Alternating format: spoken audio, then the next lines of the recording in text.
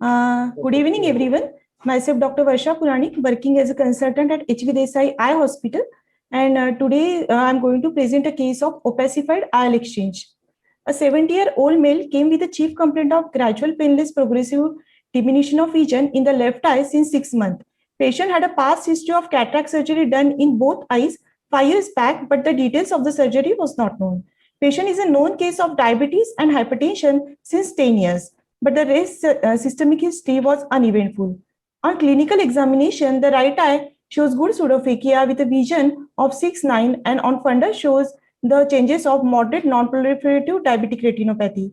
While in the left eye, there was opacification in the pupillary area and the vision was 6/36, not improving with any refractive correction. To confirm the IL opacification, we did the ASOCT and it shows the opacification of the anterior and posterior surface of the lens. The main challenge in this case was to diagnose or to differentiate the IL opacification from the posterior capsular opacification, as misdiagnosis as a posterior capsular opacification may lead to the YAG capsulotomy and subsequent PCR may further complicate the management of the cases. And as this surgery being the done behind 5 years back, there was the adhesion. We did the IL exchange with the SICS technique as there was unavailability of details of previous surgery.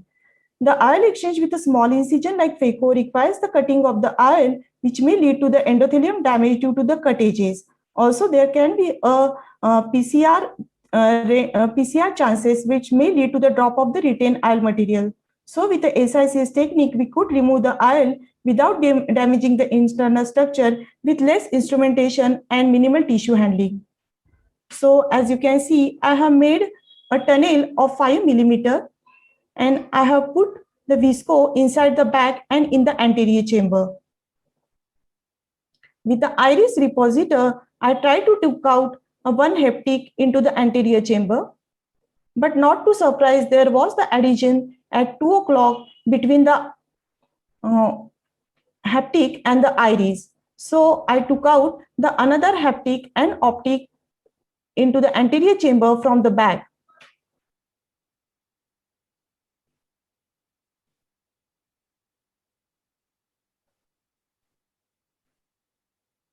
After that, I cut the adhesions between the IL haptic and iris with the Vanna scissor.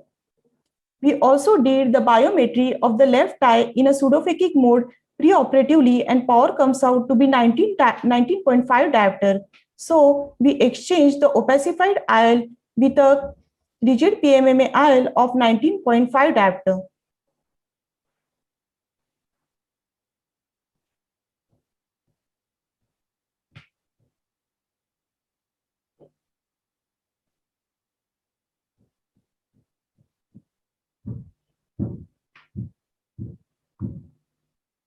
So here we remove the opacified IL in toto, and then we put the rigid PMMA IL of 19.5 diopter.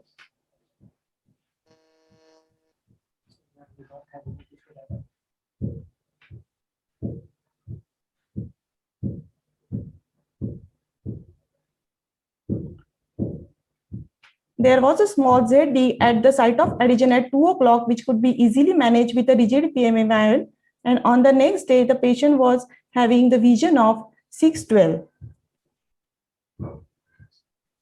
This is the picture of opacified optic with a clear transparent haptic. Thank you.